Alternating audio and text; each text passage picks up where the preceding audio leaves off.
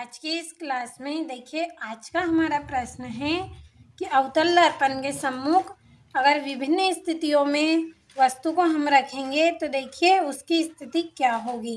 तो देखिए ये जो हमारी स्थिति है कौन सी है, छठी हमारी ये स्थिति है कि देखिए जब वस्तु फोकस एवं ध्रुव पर हो तो उसकी स्थिति क्या होगी, किस तरह का प्रतिबिंब बनता है और कैसा बनता है। तो ये देखिए जो हेडिंग है ये इम्पोर्टेंट है, इस तरह से आपको डाल लेनी है।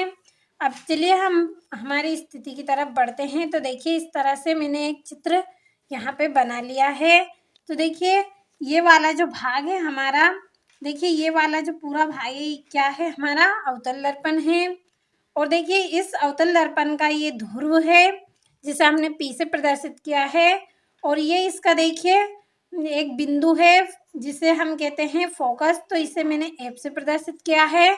और ये वाला बिंदु हमारा क्या है, वक्रता केंद्र है जिसे हमने C से प्रदर्शित किया है। और देखिए इन तीनों को मिलाने वाली एक सरल रेखा है जिसे हम क्या कहते हैं, मुख्य अक्ष कहते हैं।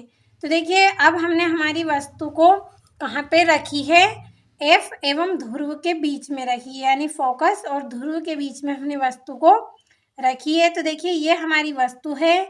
वस्तु से देखिए कोई प्रकाश की किरण दर्पण पर आपतित हुई है और देखिए दर्पण पर आपतित होने के पश्चात वह इस दिशा में देखिए निकल गई यहाँ पे।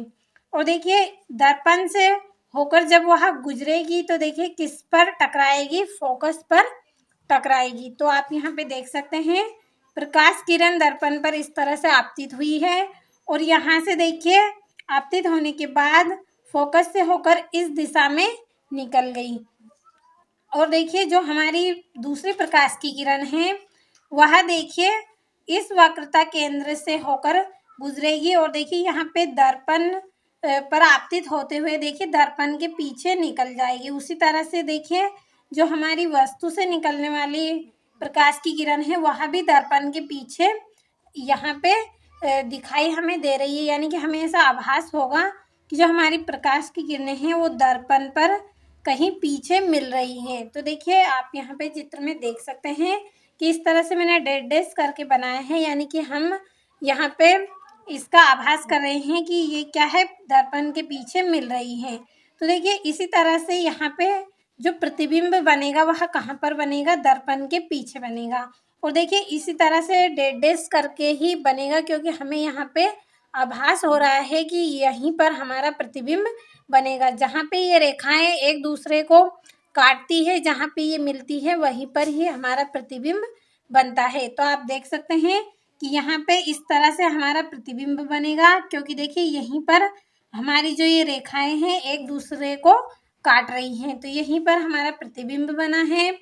तो देखिए कैसा प्रतिबिंब बना है हमारा, कि दर्पण के पीछे बना है और कैसा है, आभासी व सीधा है।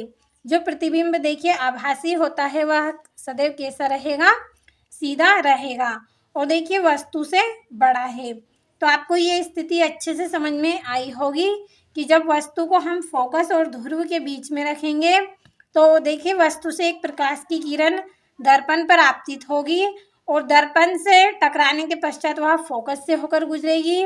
और इसी तरह से देखिए एक दूसरी प्रकाश की किरण हमारी वक्रता केंद्र से होकर गुजरेगी और हमें देखिए ऐसा आभास होगा कि जो हमारी प्रकाश की किरणें हैं वो कहाँ पे मिलेंगी, दर्पण के पीछे मिलेगी और वहीं पर हमारा क्या होगा, वस्तु का प्रतिबिंब होगा। तो देखिए हमारा प्रतिबिंब कहाँ बना है, दर्पण के पीछे बना है, कैसा है, आभासी व सीधा है और वस्तु से बड़ा बना है। तो ये इसकी स्थिति है और यहाँ पे बनने वाले प्रतिबिंब की स्थिति है। तो इम्पोर्टेंट है, ये आपको लिखना है। तो अच्छे से आप यहाँ से स्क्रीनशॉट लें और यहाँ से भी आप अच्छे से स्क्रीनशॉट लें इनका और अच्छे से अपनी नोटबुक में नोट कर लें और अच्छे से आप कंप्लीट ज़रूर करें इनको।